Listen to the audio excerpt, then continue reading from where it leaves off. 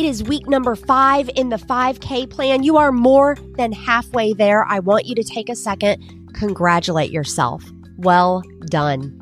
You've got another speed session today, and these are more 200-meter repeats. So you did this 2 weeks ago. You probably have an idea for how long it takes you to run that 200 meters. I want to emphasize again that your rest interval is going to be what they call in the running world 1-to-1, meaning you're going to have complete rest. No walking, no calisthenics, no burpees or jumping jacks. Come on, who's doing that anyway? You're going to rest completely. Stand there, check Instagram, do some deep breathing. I don't know what you need to do. It's not going to be that long anyway. You're going to do it 6 times. 200 meters, rest. 200 meters, rest. 200 meters, rest. 200 meters, rest. You get the idea. Guys, this is not a high volume key run. It is a high intensity key run. You want to block off a significant amount of time to do this workout, and then note that you've got 8 overall weekly miles to do. That can look however you need it to look. Do you want to split it up into 3 days? Do you want to split it up into 5 days?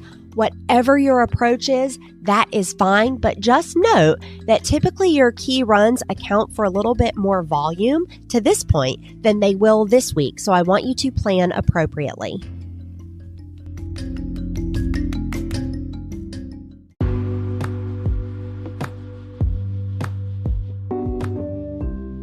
Welcome to the Run Lift Mom podcast, where we're talking about running, lifting, and momming, not necessarily in that order. Dear listener, I have to admit to you that I invited today's guest, Coby Nathanson, on to talk about running and overtraining and just really stay squarely in overtraining because she is a faster way to weight loss coach with over a decade of experience in fitness and running personally. Here's what happened. We started talking about that story, but then she started opening up and sharing about her personal story of worthiness, how she at a larger weight did not feel worthy of health and love and being in her own skin. And you guys, it's a powerful conversation. So guess what? That's what this show is about. The beginning, you're going to hear her talk about overtraining and what happened to her body and how she got past that. But don't miss the second half of the episode because that's when it gets deep. And I want to thank Coby for opening up to me. You guys are going to love this episode. It's raw and it's real. So without further ado, here is Coby Nathanson of A Nourished Mom. All right, welcome Coby Nathanson from A Nourished Mom to the Run Lift Mom podcast. How are you doing today? Susie, so first of all, let me say I am so honored to be here because I love you and I am also doing exceptionally well. Thank you. How are you doing? I am jazzed to speak with you. So for the listener out there, you guys, over on Instagram, I don't know, a week or so ago, we were talking about racing and overtraining and chronic overuse. Like we were in that neighborhood of conversation. And Coby reached out and shared a personal story that you guys is so fantastic. I was like, you got to come on the podcast and tell this story. So Coby, do you mind taking us back in time a little bit and starting with said story? Obviously, I've spoiled it for you. It's overtraining is what we're talking about today. But do you mind telling us a little bit? No, not at all. And I love that you teed it up with Coby shared this great story because in about 5 minutes, we'll see that maybe it wasn't such a great story. So actually about 11 or 12 years ago, I signed up to run a marathon. And I will say I signed up never having done a marathon before at all. I was not a long distance runner. Really, my only cardio at that point was, the mindless hour on the elliptical that I had done. And I did it through one of those organizations where they incorporate coaching as part of it, some training. And I was going along and I remember that I was out for an 18-mile run. And so it was a fairly long run. And to kind of come back to some of the things that Susie has mentioned on her Instagram stuff, it was over various trails, I guess, or like various roads. So part of it was asphalt, concrete, trail. So it was all kind of varied. And once I got to about the 11th mile, I started to feel a twinge in my hip flexor area. And I knew enough to know that, okay, that area can kind of get a little twingy. It's not super comfortable. Let me stretch it out. And I was stretching it out and stretching it out, talking to the coaches along the way, and just saying, man, it's not feeling great. And I said, okay, well then why don't you slow down your pace, take more breaks, do all these other things. Okay, fine. And kept doing that. And it just would not release at all. So at some point I said, hey guys, you know what? And actually this was the 11th mile. Hey guys, I can't do this. Like something is wrong. Something is not right in the state of Denmark if you're a theater nerd like I am. And I had to pull out, and I had to stop for the day. Because I was not yet back at the start point. I had somebody drive me back to my car. Again, did a few more stretches, but then got into my car, sat down, and I called my fiance at the time. He's now my husband, and was just crying because it just hurt so much. And I was personally so frustrated. And I will get into why it was so frustrating in a second. Got back home, said, you have to come get me. I cannot make it. And so he literally came out to my car, picked me up, and carried me back into our apartment, where I just went on the couch, took some ibuprofen, and hoped to sleep it off. I will rip through the rest of this stuff very quickly. But what ended up needing to happen is I needed an MRI because it just would not release. And I couldn't figure it out. And what we found had happened is I had actually gotten a stress fracture in my pelvis from overtraining. And my orthopedist said, you know what, it's very common for women because of the stress and kind of the overtraining of it, that seeing it was not uncommon for him. The good news is that from there, I was able to make a full recovery and did not have to go through surgery. I don't have pins. I just had to stay off of it for 6 weeks, which that was fun too. But no, that was it. It's, I did what I thought I was supposed to do and ended up with a busted hip, for lack of a better word. I mean, it's wild. So let's back it up here. So, you're at mile 11 and you're like, ooh, something's not right. I don't know about this. Let's be very clear that a lot of the times when you're in these marathon training, the coaches for these organizations, you guys, these aren't like physical therapists or anything. They probably went through a RCAA certification. And I don't want to discount folks that hold that certification, but it's, you pay $1,000, go a weekend and call it a day. Should you have stopped right there? Like, yeah, probably. But this guy, he didn't necessarily know that you were working with an overuse injury at that point, right? The easy answer is, oh, we'll just keep going, adjust your pace. That's what we hear a lot of times, whether it's in-person guidance or some of us, right? We'll ask Dr. Google or go over to Instagram and that's what we'll do. That the easy thing is, oh, we'll pull back a little bit, but you're still going. Yeah, that's exactly it. And I think the other thing is, at least what I knew of my body at that time, that's how I knew to communicate what the issue was, right? And that's where, again, exactly like you said, they gave the best information that they could. I needed specialized information and I needed specialized diagnostics to tell me exactly what had happened. Now, can I get you to open up a little bit about the frustration? You spoke to feeling frustrated.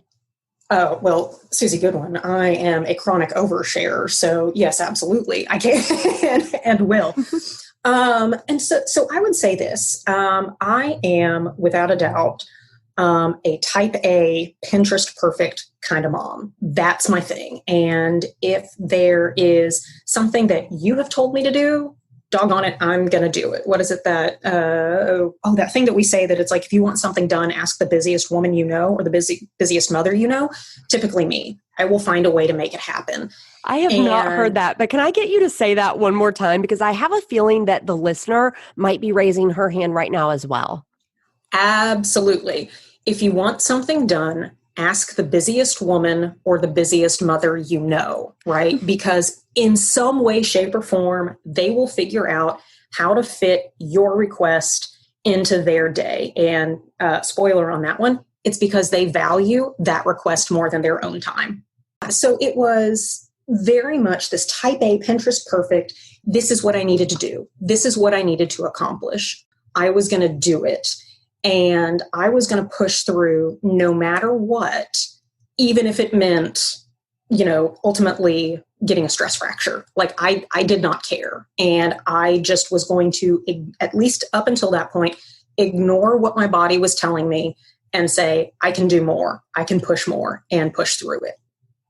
This is clearly a cautionary tale here. And I mean, we batted it up for that from the beginning. But Coby, what would you tell someone who maybe is in a similar position as you 11 years ago? And it's like, hey, hold on, I got to do this thing. Like my ego says I have to keep going. What would you tell that person? So the big thing, and I think this is probably the hardest part of it, is you have to let go of the societal mindset that you have to deprive or punish yourself to achieve great things, right? And this is getting, I think, a little bit more philosophical than maybe we intend to, but I personally feel as though women and working moms in particular, we are struck with, we are more valuable the less space we take up. And our worth, the measure of our worth is in our measurements, right? And the smaller we are, the better we are. And so that was absolutely part of what was driving me, right? Was that at the time I was running because I knew running was a good form of cardio. It was going to burn calories, and therefore I was going to get skinny. Woo, Coby. I mean, look, I'm going to take quotes from what you just said for this episode, but you're right. I want to let that sink in that as a society, we believe if we are smaller, if we are skinnier, we are better or we are prettier. Yes. Yeah. And I am personally pausing because it is so hard, right? It's so hard for us to say that's not true anymore because it is coming from us at all angles, even from when we are wee tiny and we can see what our girls go through in school until, me being almost 40 at this point, that message is still there. And so I lead with that because it is the hardest. It really is the hardest to get out of the mindset and break the norm that it's an inverse relationship, that the more you have more worth, the smaller you are. I want to pause too. I know if a woman is at the larger end of the size scale, I hope she's hearing you and I hope you're giving her some permission to really believe that your worth is not determined, your size does not determine your worth. But I also want to speak to other women that maybe look more like me or you, Coby. They're going to see your picture, right? On the marketing I'll do for this show, and they'll see that you're a petite woman. This point is it's more challenging for us, right? If we love activity and we've always been on the small side. Ladies, I want to challenge you. Do you believe that too? Because probably the answer is yes. Well, and so one of the things that I will actually correct you on, I have not always been small. The largest that I can remember is hanging out in like the 220 pound range. The last size number I remember wearing is a size 22. Coby, I have never been so happy to be so completely wrong on this show. Tell me a little bit about that journey and getting to maybe where you are now. So really it was coming, I guess I love circling back on these things. It really came back to where is my worth? Where is my confidence? And at the time, and this is so weird, again, going back to the inversion, I felt the bigger I was, the more invisible I could become because nobody else was going to pay attention to me. And I could, as best I could, hide in myself. And there was a lot of self to hide in. But it was easier for me to just be like, well, if I'm the big girl, if I'm the big friend, then nobody will pay attention.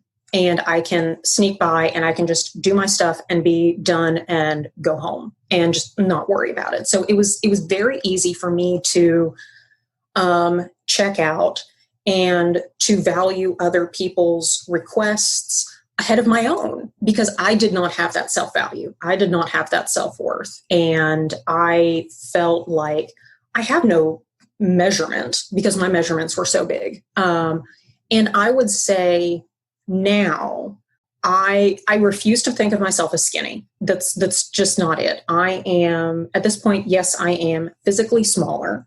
I am more confident. My true personality is coming out. Man, I take up my space. I have a big personality, and my time is valuable. That I have absolutely no problems coming to the table and saying, nope, you're crossing a boundary. And me pushing back on that, that's not about me. That's about them, right? That my space, my time, this is sacred and it has value and it has worth. And I'm not going to let you cross over that line to invade that without my permission. Real talk. I know I was asking you about affirmations for overtraining, but we are waxing poetic over here. And I want everyone to hear, I mean, that mindset stuff is so important, whether we are training for a race and at risk for overuse or not. If you are female and you have a body, check. This is great advice for you. Absolutely. And I will say, this is hard-earned advice. Like if you had told me this stuff when I was 18, I was not going to believe it. Not at all. I had to go through it. What is it? One of my coaches says the only way to get through it is to do it. So I had to go through it to get on the other side. And that is why I am so passionate about talking to working women, working moms about you have worth, you have value. Don't deprive or punish yourself because you think somebody else wants you to, right? And like when I take on new clients, that's the first thing we talk about. It's, look, I'm not going to talk to you about your measurements or how much weight you lose or what the scale looks like. I don't care about that. We are going to spend the first 2 to 6 weeks just on this mindset stuff, because once we get that, and as part of it, it's just having the permission to believe it, then they can go on and do great things. Yes. Oh, now, friend, I'm going to put all of your stuff into the show notes. So listener, you can just click details or swipe up. But listeners of this show will know that I spent almost a decade in corporate wellness.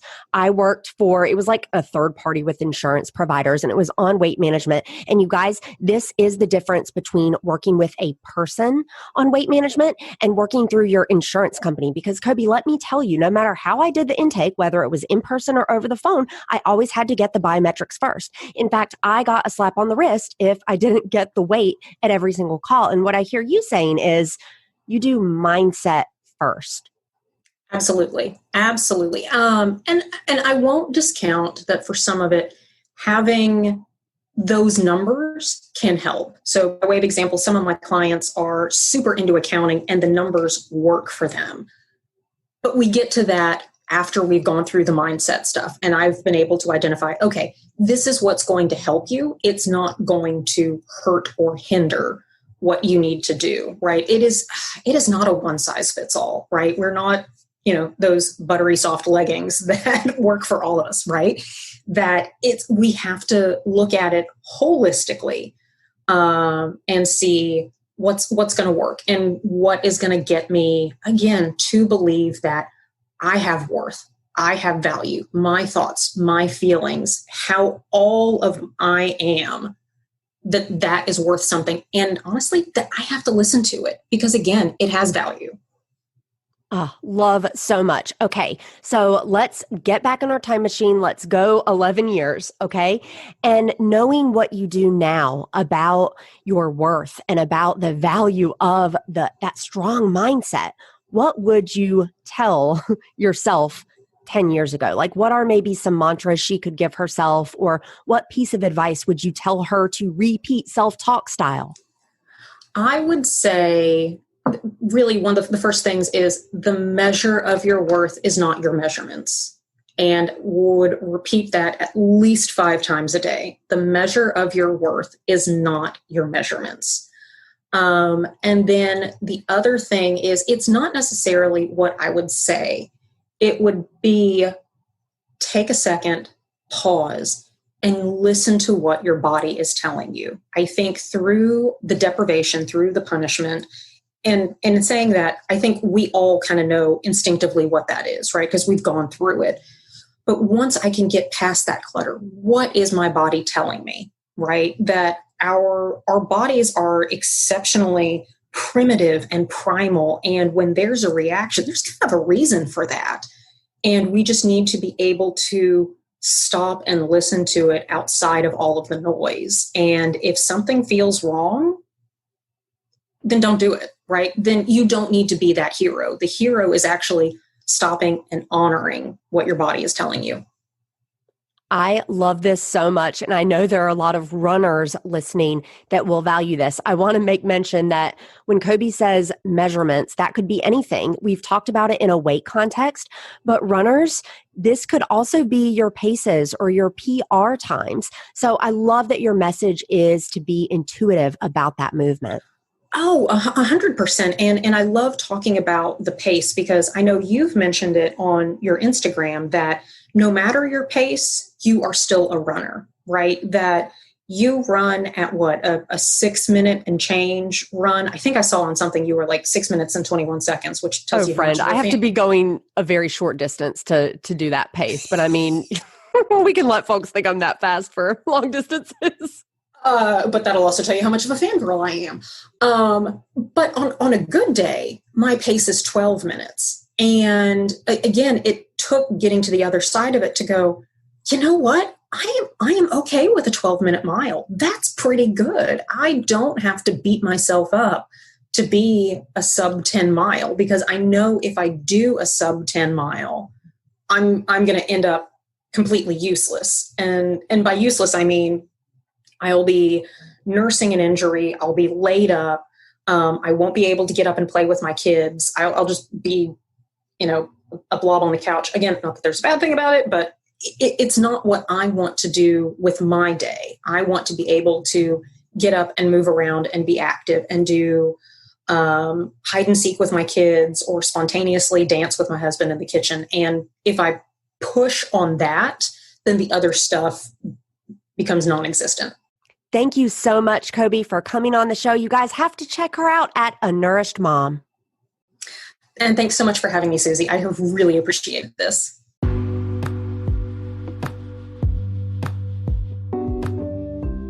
Thank you so much, Coby, for coming on the show and for opening up. You guys, I hope you heard her when she said once she got everything right and prioritized and set in the space in between her ears, that's right, when her mindset became healthy, that's when her body became healthy. Coby has taken this passion and actually turned it into a professional passion project space. She is a faster way to weight loss coach. And if you are listening to this episode at the time that it airs, you can hang with her. You can work with her. I want you to find her on Instagram at A Nourished Mom. You can also go to anourishedmom.com. She does have a community round in that Faster Way to Weight Loss program opening up. You guys, this is a great woman to work with. She's not only got the professional experience on the exercise and nutrition side, but she's also got a heart for service. And as you heard, prioritizes mindset. I love it, Coby. Thank you so much for coming on the show. You guys, either click details or swipe up. You are going to find all the info on Coby, that next community round. Thank you so much, Coby. Again, that's anourishedmom.com.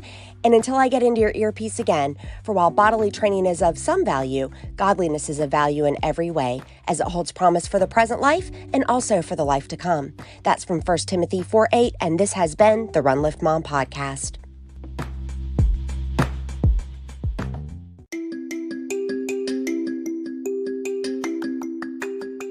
This episode is brought to you by Alouette.